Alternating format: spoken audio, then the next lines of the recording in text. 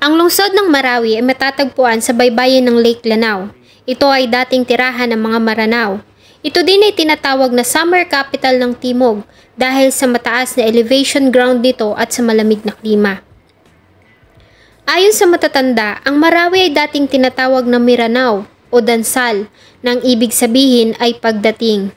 Dinadayo ang lugar dahil sa magaganda nitong lawa, malamig na tubig ng Kanapnapan Falls, magaganda at malalaki nilang museo at marami pang iba. Taong 2017, ang tahimik na lungsod ng Marawi ay naging isang battlefield sa pagitan ng mga militanteng grupo na Maote Group at panig ng ating sandatahang lakas. Marami ang mga civilian at mga sundalo ang nagbuwis ng kanilang buhay para sa pagbawi ng Marawi. Samahan niyo po akong balikan ang isa sa mga naging makasaysayan at madugong labanan na nangyari sa pagbagsak hanggang sa muling pagbangon ng Marawi City. Bago ko po simulan ang ating story, sa mga bago po sa channel ko, please hit the subscribe button at pakipindot na rin po ang ating notification bell para ma-notify kayo sa mga bago nating upload na videos. May 23, 2017. Ang kaguluhan sa Marawi ay nagsimula ng alas 2 ng hapon sa barangay Basak Malutlot na magtungo doon ang mga kapulisan matapos makatanggap ng report na nasa lugar ang grupo ng Maute Brothers. Ngunit sa halip ay nakita nila ang isa sa mga most wanted terrorist na si Isnilon Hapilon, ang leader ng Islamic State-affiliated Abu Sayyaf Group na nakabase sa Lanao. Dahil dito ay agad na nagtungo ang militar sa lugar at dito na nagsimula ang barilan sa pagitan ng grupo ni Hapilon at ang pinagsamang puwersa ng army at pulis. Ilang minuto pa ay dumating na sa lugar ang reinforcements ng grupo ng mga militante mula sa Maute Group, isang armadong grupo na nangako ng alyansa sa Islamic State at siyang hinihinalang may kinalaman sa malaking pagsabog na nangyari sa Davao City noong 2016. Ang tinatayang 500 armadong miyembro ng Maute ay umatake sa Camp Ranao kung saan nakaistasyon ang 103 Brigade ng Philippine Army at inukupan nila ang maraming mga gusali sa lungsod. Kabilang na dito ang City Hall ng Marawi, Mindanao State University, hospital at maging ang Marawi City Jail kung saan ay tinatayang nasa 107 na mga inmates ang kanilang pinakawalan at 39 naman mula sa Malabang District Jail. Mabilis na kumalat ang mga miyembro ng Maote sa kalsada ng Marawi, dala-dala ang itim na watawat ng ISIS. Sinunog din nila ang ilang mga gusali tulad ng St. Mary Cathedral, Ninoy Aquino School at Dansalan College na pinapamahalaan ng United Church of Christ. Ang buong syudad ay isinailalim nila sa lockdown. Ang linya ng kuryente at communications ay pinutol. Ang mga daan papasok ng Marawi ay hinarangan ng government security. Samantalang lahat naman ng daan palabas ng Marawi ay hinarangan din ng mga grupo ng militante. Maraming mga civilian ang kanilang dinakip bilang hostage, kabilang na dito ang Catholic priest na si Father Chito Suganob. Nagpanik ang mga tao at nagkagulo, napuno ang kalsada ng mahahabang linya ng sasakyan na nais na umalis sa lugar. Nabalot ang langit na may itim na usok. Kabi-kabila ang palitan ng putok at mga pagsabog. Inalis ang mga watawat ng Pilipinas at pinaltan ng itim na watawat ng ISIS. Nagkaroon ng mass evacuation o tinawag ng media na Marawi Exodus.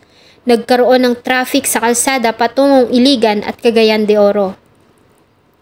Sa ilang oras na kaguluhan, ay may naitalang 11 na mga civilian ang namatay. 2 dito ay na-identify ng Lanao del Sur Provincial Disaster Office na drivers ng mga ambulance na hinarang ng mga militante habang nagsasagawa ang mga ito ng kanilang trabaho sa pagsagot sa mga kabi-kabilang emergency call.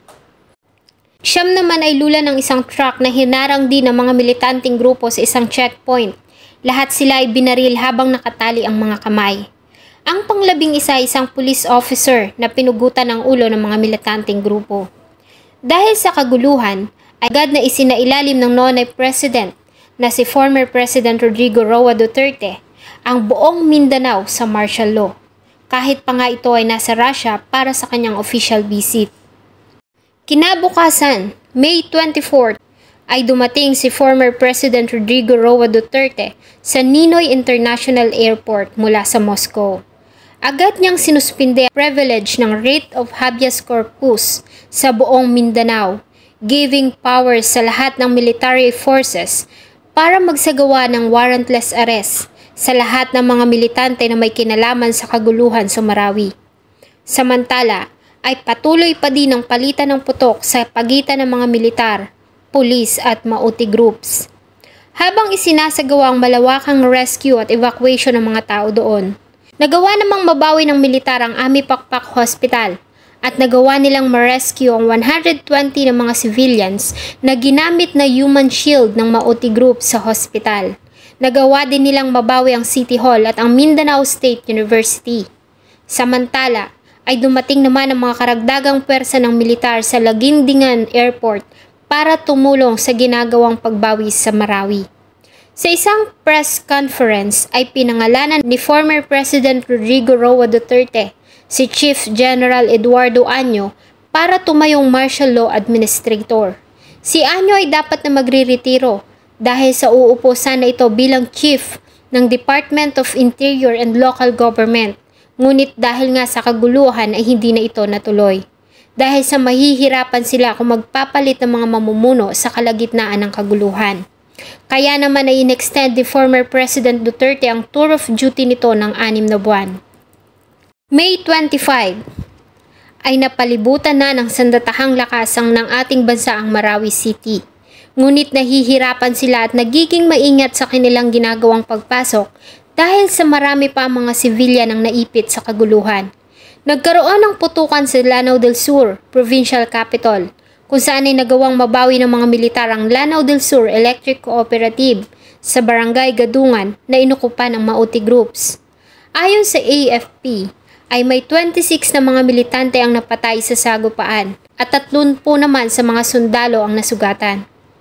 Ayon sa report ay may 2 mga Malaysian na terorista ang kasama ni Esnilon Hapilon sa Marawi para sa kanilang plano na pagbuo ng Islamic State ang namatay sa sagupaan. Ayon din sa intelligence sources ay may mga Indonesian at Saudi Arabian national na may kaugnayan sa ISIS ang namatay sa sagupaan. Samantala ay nagsumiti naman si former President Rodrigo Roa Duterte ng kanyang report sa Congress para ipaliwanag ang dahilan ng kanyang isinagawang deklarasyon ng martial law sa Mindanao. May 26, sa inilabas na pahayag ni Defense Secretary Delfin Lorenzana, maaaring matapos na ang crisis sa loob ng 1 linggo. Ayon sa ilang mga residente, ay may mga civilians ang namamatay dahil sa pagpapasabog na ginagawa ng mga militar sa mga lugar kung nasaan ang mga Maote group nakaposisyon. Ayon naman kay Armed Forces of the Philippines Western Mindanao Command Chief Lieutenant General Carlito Galvez Jr., ay sinasadya nila ang pagsunog sa ilang mga area para maiwasan na magamit itong cover ng mga Maote groups. Gumamit din sila ng airstrikes para pasabugin ang mga lugar na ginagawang taguan ng mga Maote sniper, ngunit nanindigan sila na walang mga civilian ang na-report na namatay gamit ang airstrikes. May 27, ang malungkot na pagsisimula ng Ramadan dahil sa kaguluhan. Samantala ay nagpatuloy pa din ang Armed Forces of the Philippines at Special Armed Forces ng Philippine National Police sa kanilang ginagawang clearing operations. Nililibot nila ang lahat ng bahay at mga gusali na kanilang nadadaanan. Sa kanilang ginawang mga operations ayon sa report, ay may mga na-encounter sila ng mga mandirigma sa panig ng militante na mga minor de edad. May 10 years old na bata na armado na ng M16 rifles. Ayon din sa kanila ay 90% na ng population ng Marawi ang na-evacuate sa mas ligtas na lugar, particularly sa Iligan. May 28, ayon sa report ng tagapagsalita ng AFP na si Joar Herrera, ay 19 pa ng mga civilian kabilang na ang mga babae at mga bata ang namatay sa Marawi. Ilan sa mga biktima ay ang mga local carpenters na kasama sa evacuation convoy. hinarang ng mga militante ang convoy, at lahat ng mga tao na hindi nagagawang mag-recite ng verses sa Quran ay kanilang pinapatay. Sinabi din niya na tinatayang nasa 2,000 pa ng mga civilian ang naipit sa lugar na kontrolado ng Mauti Group. Ayon sa intelligence sources ng Manila Malaysian newspaper ay may 28 na mga Malaysian national ang sumapi sa grupo ng Mauti Group. Dumating umano ang grupo sa lugar para sa isang religious event. May 29. Ayon sa report ng AFP, ang bilang ng mga namamatay sa Marawi ay umabot na sa 100, kabilang na ang 19 na mga civilian at 6 na pong mga militante. Sa patuloy na mga airstrikes at palitan ng putok, ay nagawang makatakas ng 14 na mga hostages sa kamay ng kanilang mga captors. Ayon sa isang lalaki na parte ng grupo ng 20 mga bihag na hinuli noong May 27, habang sinusubukan nilang tumakas palabas ng syudad, ay pinilit umano sila ng mga ito na gumawa ng video para manawagan kay President Duterte na paatrasin ang puwersa ng mga militar at sundin ang mga demands ng militante. Kung hindi ay papatayin nila ang mga bihag. Ayon din sa kanila, ay isa sa mga bihag ay pinugutan ng ulo at ang isa naman ay nilunod dahil sa pagtatangka ng mga ito na makatakas. Ayon naman sa tagapagsalita ni Noor Mishwari, ay inutusan na nito ang mga members ng Mora National Liberation Front o MNLF para tumulong na labanan ng mga Mauti Group sa Lanao del Sur. Nag-offer din si Mishwari ng 500 na mga units at 700 na mga MNLF fighters para tumulong sa pagbawi ng Marawi, tahanan ng mga kapatid nila sa pananampalataya ng mga Muslim. Naglabas din ng pahayag si Luis Halandoni ng National Democratic Front na handa silang tumulong. Kaya naman napagkasunduan ang pagbuo ng Peace Corridor sa Lanao del Sur bilang parte ng ginagawang effort para mas mapabilis ang humanitarian operation. Ang nasabing panukala ay naprubahan ni former President Duterte. Ito ay para mas mapabilis at mas ligtas na evacuation at pag-transport ng mga pagkain at pag-retrieve ng mga katawan sa Marawi. May 30. Isang video ang kumalat. Ito ay ang video kung saan ay nakikiusap ang hostage priest na si Father Chito Suganob sa ating government na ihinto na ang kanilang offensive laban sa mga militante at umatras ang pwersa mula Marawi patungong Lanao del Sur. Ang sentro ng city ay nananatili pa ding kontrol ng mga militante. Ang dalawang mga tulay, ang Mapandi at Bayabaw, ay may mga nakaharang pa din ng mga roadblocks at sasakyan na may itim na watawat. Ayon sa pahayag ng AFP, ay may 8 mga militante pa ang namatay sa labanan. Samantala, sa kabila ng mainit na labanan sa Marawi, ay nagsagawa naman ng mainit na debate ang Senado tungkol sa pagnanais ni former President Rodrigo Roa Duterte na i-extend pa ang martial law ng Mindanao dahil sa hindi pa natatapos ang kaguluhan. Sa isinagawang botohan, ang 12 pumayag at 7 hindi. Kaya naman ay kinailangan na ang pagsali ng Congressional Joint Session para pag-usapan ang nasabing usapin. May 31. Ayon sa tagapagsalita ng AFP na si Restituto Padilla, ay nagawa na nilang mabawi ang 70% ng Marawi. Kabilang na dito ang city center at 2 mga tulay sa paligid nito. Ayon din sa kanya, ang pagdami ng bilang ng mga militante ay malamang dahil sa mga bilanggo na kanilang pinakawalan mula sa city jail. Subalit ayon sa kanila, ay nagawa namang masecure ng militar ang lahat ng entry at exit points ng lugar para mapigilan ang possible na reinforcement. Ayon naman sa Associated Press ay 11 sundalo ang namatay at 7 ang nasugatan dahil sa isang friendly fire mula sa military airstrike.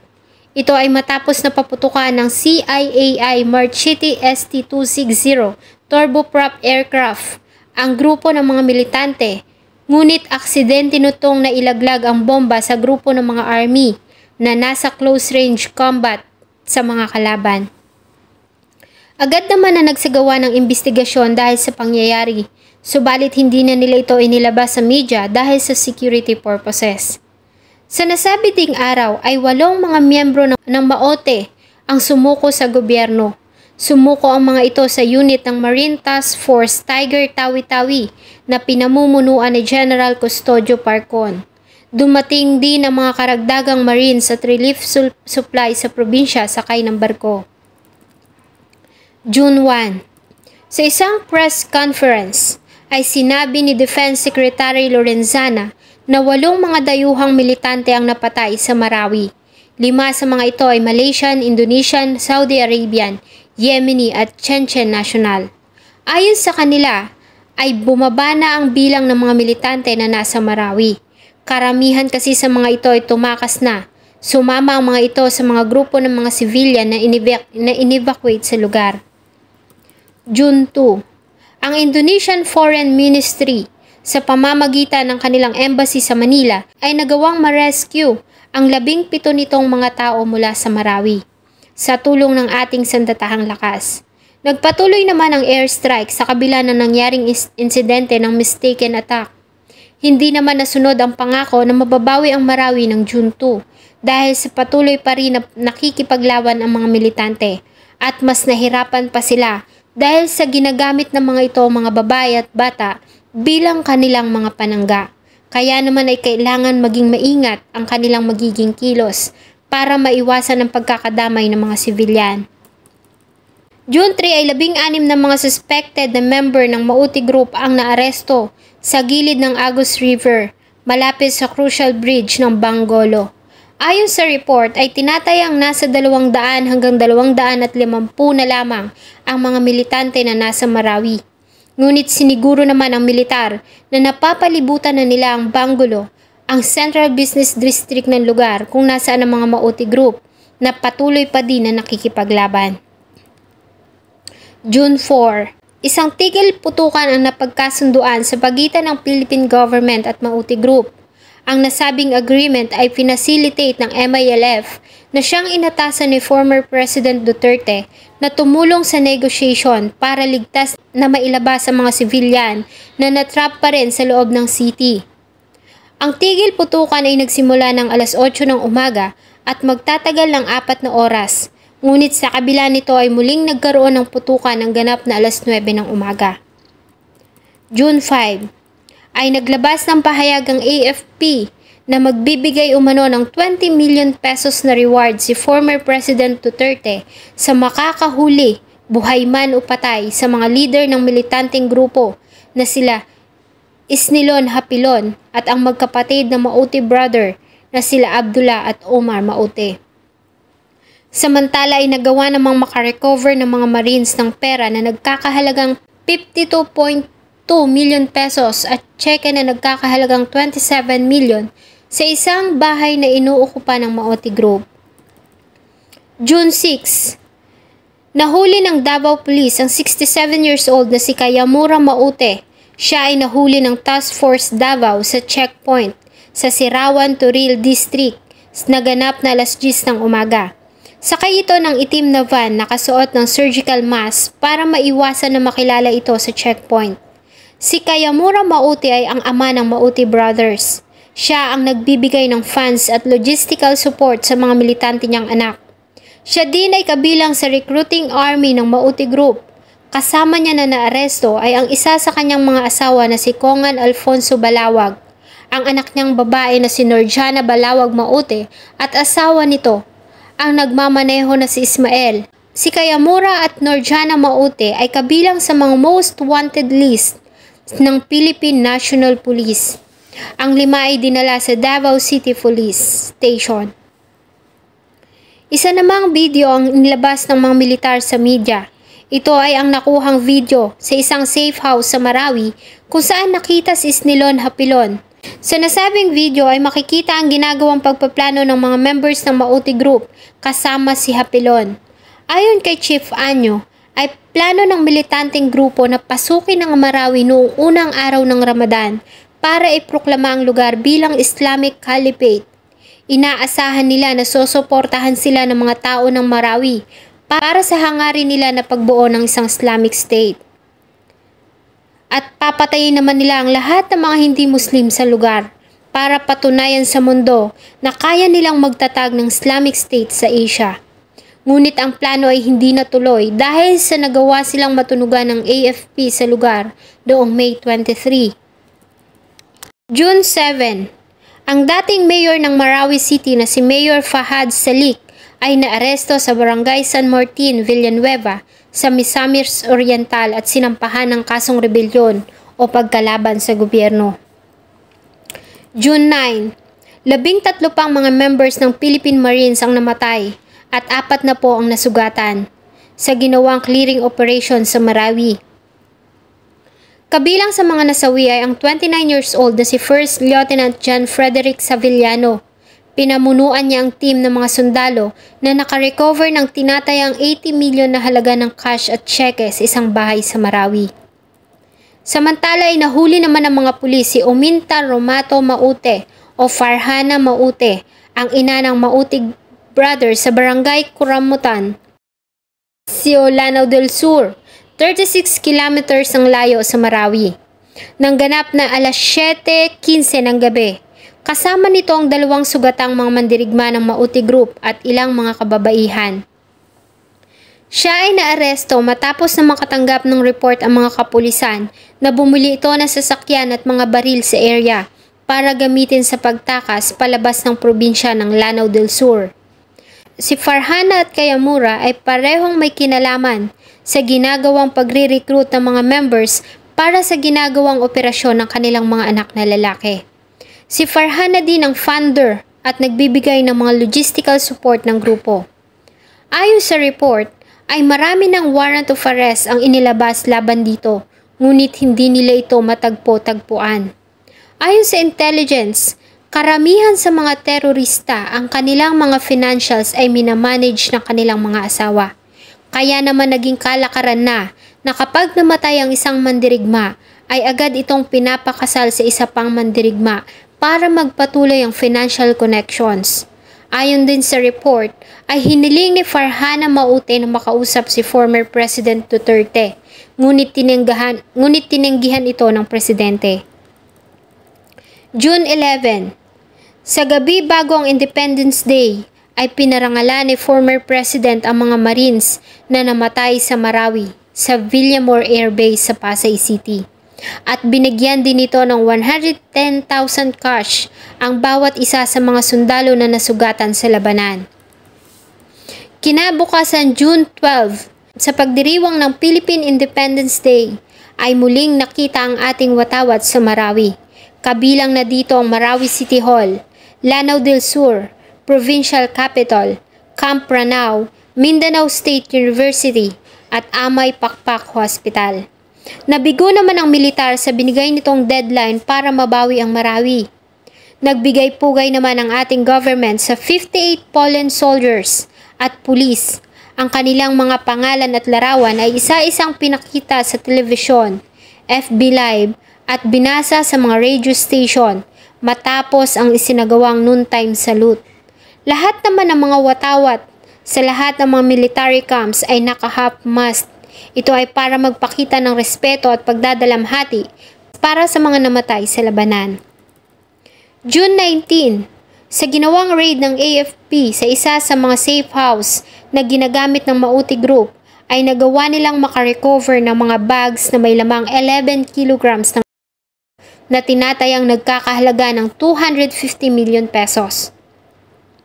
Ayon kay Captain Eric Estrivillo ng 49th Infantry Battalion, sa isang press conference ay gumagamit umano ang grupo ng Maute ng para makaya nila ang mahabang oras ng pakikipaglaban. June 23 ay tinanggap ng ating government ang offer ng Australia na magpadala ng 2 AP-3C Orion surveillance aircraft para mag-assist sa AFP sa Marawi. June 25, bilang paggalang sa pagtatapos ng Holy Month ng mga Muslim, ay sinuspinde ng mga militar ang kanilang ginagawang offensive attack. Ang nasabing humanitarian post ay nagsimula ng alas 6 ng umaga hanggang alas 2 ng hapon para sa pagdiriwang ng mga ito ng kanilang Eid al-Fitr. Ngunit sa kabila ng dinaraos na congressional prayer sa Provincial Capitol Building ay may mga narinig pa rin silang putok ng baril na umilingaw-ngaw sa paligid ng bandang alas 6:50 ng umaga. Subalit nanatili namang alerto ang mga sandatahang lakas ng ating government at mahigpit pa rin nilang binabantayan ang lahat ng exit at entrance na patungo sa Marawi para maiwasan ang pagdating ng reinforcement para sa mga militante. Samantala ay sinamantala naman ng mga civilian volunteers kasama ang mga members ng MILF ang ceasefire para mailabas ng lungsod ang ilan pang mga civilian na naipit sa digmaan. Subalit sa kabila nito ay nagpaputok pa din ng baril ang mga snipers ng mga militante at sa pagtatapos ng tigil putukan ay muling nagsimula ang palitan ng putok sa grupo ng Maote groups at ng mga militar. June 28 ay bumuo si former President Duterte ng Task Force Bangon Marawi na pinangunahan ni Lorenzana sa pamamagitan ng Administrative Order No. 3 para simula ng rehabilitation ng Marawi City. Nag-donate naman ang China ng mga baril at ammunition sa Philippine military. Sa katapusan ng June 30, ang dalawang surveillance planes na pinangako ng Australia ay nagsimulang magsagawa ng operation sa Marawi. Sakay nito ang mga Filipino na piloto at technicians na siyang tumutulong para sa pagre-relay ng informations sa mga forces na nasa ibaba.